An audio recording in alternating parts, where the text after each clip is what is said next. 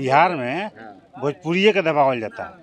ई कहाँ तक बात सच बा? हमनी के चाहत नहीं कि हमनी के भाषा के मान्यता मिले और हमनी के जीवन भाषा में सीट बा 183 गो ओकरा के जोड़ल जाओ। हमनी के यह डिमांड बा कि 169 जो सीट बा ओकरा में पीछे के जो सीट बा 183 गो ओके जोड़ देवल जाए। जितना बैकलॉग सीट बा ओकरा जोड़ दिया जाए। अभी 69 गो सीट निकलल बाटे, 183 को पहले खाली बा, वही सीट के जोड़े की मांग करे खातिर आदमी। जीते स्कूटी जीते कार। जी आपने सही सुना, लक्ष्मी ज्वेलर्स कटिहार से कृष्णा डायमंड ज्वेलरी खरीदें, लकी ड्रॉ में पार्टिसिपेट करें और कार और स्कूटी जीतने का मौका पाएं। साथ ही 25% तक की छूट पाएं सोने और चांदी के जेवर की बनाई पे और हीरे की वैल्यू पे। Lakshmi jewellers, Lakshmi complex, doctor Rajendra Prasad Path, Katihar.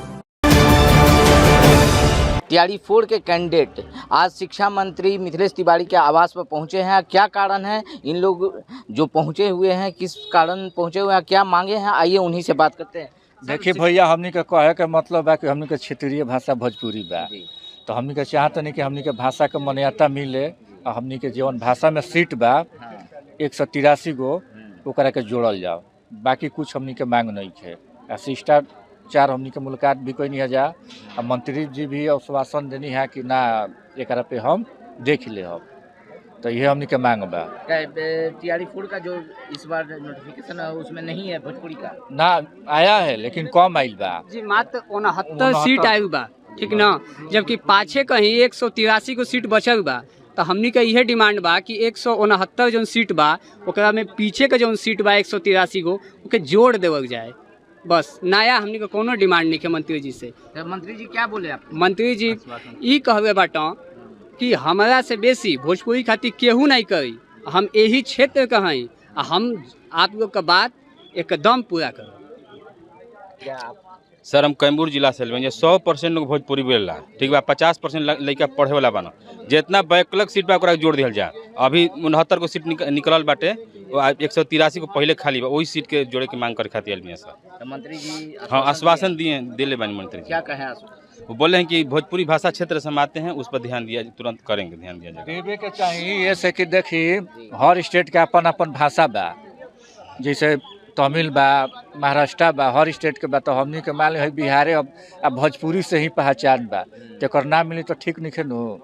हमनी के ज़्यादा से ज़्यादा भोजपुरी के मांग हुई तबे न भोजपुरी के बढ़ावा मिली। भोजपुरी तो देश विदेश में ये महाराज जाई ना मॉरिशस में, उगांडा, ट्रिनिडाद टोबैगो, फिजी, कुल कहाँ नहीं के आए इंडिया में ना एक मान्यता मिल तो दिक्कत बनू। कहानी है भैया रवा यही बताएं कि बिहार कोना भाषा से जाना जाला? भोजपुरी से।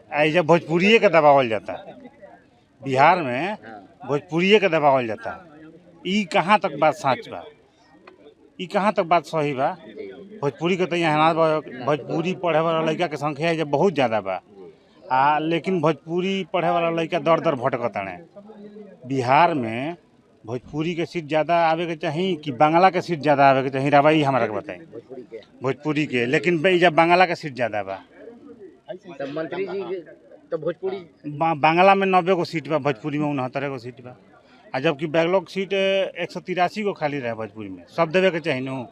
तो मंत्री जी भी तो भोजपुर डिस्ट्रिक्ट से ही हैं, अरे मंत्री जी तो कहले बने कि हमारा देने से रवा सब सकारात्मक रही, भोजपुरी हमारा से अधिकार मतलब कि ना कोई जानत हुई, ठीक बा। भोजपुरी माने भोजपुरी यहाँ के भोजपुरी पे ध्यान दिले बनी या कह दनी कि रवा सब जाई निश्चिंत रही, हम जहाँ तक अथी होगी हम ओकरा के करब, आ रवा सब एकदम निश्चिंत होके घर बैठी, कोनो दिक्कत नहीं। साउथ के लोग महाराज लोग बोलता है भोजपुरी। हम पश्चिमी चंपारण बेतिया से आए हैं, 300 किलोमीटर यहाँ से दूर है। तो हम सिर्फ भोजपुरी खातिर आइल बानी कि हमनी के जितना सीटवा बाँचल बाटे वो सब जोड़ देवल जा। काहे से कि भोजपुरी ऐसन एगो सब्जेक्ट बाटे, इतना मीठा सब्जेक्ट बाटे, सब इंटर स्कूल में पढ़ावल जाता है, लेकिन वो में टीचर नहीं है, सब पदवे खाली बाटे, लेकिन फिर भी ओकरा के नहीं जोड़ल जात, नहीं ओकर शिक्षक बहाली करल जात। तो हम ये रिक्वेस्ट करत नहीं मंत्री जी से, शिक्षा मंत्री से कि कम से कम 183 गो सीटवा जो आइल बाटे अभी ओकरा में जोड़ देवल जाओ कि सब लड़कन के कल्याण हो जाओ और हर एक स्कूल में कम से कम टीचर मिल जाओ। हमनी के जितना इंटर स्कूल बाटे वो में भोजपुरी के पढ़ाए वाला शिक्षक ही नहीं है, हिंदी के टीचर पढ़ावत रहन, उर्दू के टीचर पढ़ावत रहन, भोजपुरी के यही है, लेकिन घींचल जाता है। लेकिन ओकर स्पेशल टीचर होखे के चाहिए, ये हमनी के रिक्वेस्ट बाटे। एक तरफ सरकार देने से बोलल जाता है कि मातृभाषा पे ध्यान देवे के बा, अब मातृभाषा से पढ़े के बा, शुरू से लड़का ही से पढ़ावे के बा लड़कन के, अब मातृभाषा के सीट के संख्या खत्म कल जाता। बताई मैम, शिक्षा मंत्री के पास आए, किस मुद्दे को लेकर आप लोग? सर हम लोग 24-26 वाले बच्चे हैं, इग्नू से पीजी अपीयरिंग वाले हैं, हम लोग को मौका नहीं मिल रहा है, तो वही सर हम लोग मांग यहाँ रखने आए थे कि सर हम लोग अपीयरिंग वाले हैं, रिजल्ट आया नहीं है, हम लोग एग्ज़ाम दे चुके हैं, तो वही है कि सर हम लोग अपीयरिंग वाले हैं, हम लोग को मौका दिया जाए एस्टेट में। सर वो बोले कि आप लोग एप्लीकेशन दीजिए, चेयरमैन सर से बात किया जाएगा, बैठक किया जाएगा, फिर उसके बाद रिस्पांस दिया जाएगा, आप लोगों का बात को रखा जाएगा। आप कहाँ से आई हैं? सर हम समस्तीपुर से आए हैं जी। ठीक है सर, थैंक यू। कि हम लोग को बीएससी भी ऑफिस जा कर के एक एप्लीकेशन देना है और फिर वही एप्लीकेशन हम लोग को यहाँ आकर के सबमिट करना है और वो लोग कांटेक्ट करेंगे इग्नू ऑफिस से और भी ऐसे यूनिवर्सिटीज़ जिनकी अभी तक रिज़ल्ट नहीं आई है, जिससे वो रिज़ल्ट जल्दी पब्लिश करेंगे और हम लोग स्टेट की परीक्षा में शामिल हो पाएंगे। यही आश्वासन मिला है और इसके लिए हम बहुत बहुत आभार व्यक्त करते हैं। हम लोग का 24 से 26 पीजी सेशन है इग्नू का, इसके लिए हम लोग आए हैं और भी अन्य यूनिवर्सिटीज़ हैं। सर रिजल्ट का डेट 1-2 वीक में आने वाली है। हम लोग का असाइनमेंट अपडेट शुरू हो गया है, 1 से 2 वीक में हम लोग का पीजी भी कंप्लीट रिजल्ट आ जाएगी। यानी शिक्षा मंत्री से आप लोग को पॉजिटिव रिस्पांस मिला? हाँ बिल्कुल पॉजिटिव रिस्पांस मिला और एक रास्ता मिला है कि इस रास्ते पे चल के आप लोगों का रिजल्ट जल्दी आ सकता है। वो खुद ही पहल किए हैं कि हम लोग खुद बात करेंगे, आपके यूनिवर्सिटी जैसे इग्नू हो गई उससे हम लोग खुद बात करेंगे, उनसे रिक्वेस्ट करेंगे कि आपका जो रिजल्ट है वो जल्दी पब्लिश किया जाए। तो ये चीज़ एक पॉजिटिव रिस्पांस है। हाँ हम लोगों को पूरी तरीके से उनकी तरफ से कोशिश ये है कि हाँ वो बात करेंगे जिससे हमारा रिजल्ट आने पे हम लोग एग्जाम में बैठ पाएंगे।